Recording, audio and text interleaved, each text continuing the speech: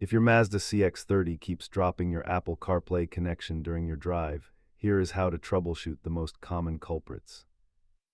Statistically, 80% of infotainment drops are actually just caused by a worn-out or non-certified USB cable. Let us start by isolating the hardware. First, swap your cable for a certified original, check your phone port for debris, and ensure the console connection is secure. If hardware is fine, try deleting the phone from Mazda Connect and repairing, or checking your infotainment settings for pending firmware updates. Also, verify your iPhone settings to ensure CarPlay is allowed while locked and that you are running the latest iOS version. Most issues are simple DIY fixes, but if the problem persists, the vehicle's USB hub or communication module might require professional attention. A new cable is inexpensive, but replacing a faulty USB hub at the dealership will cost significantly more in parts and labor.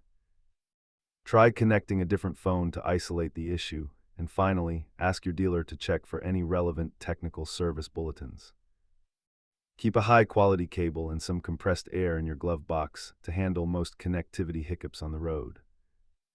Remember that consistent connection issues are a signal that a physical component is likely failing or a software handshake is hanging. If these steps don't solve your CarPlay drops, document exactly when it happens before heading to the dealer for a deep diagnostic.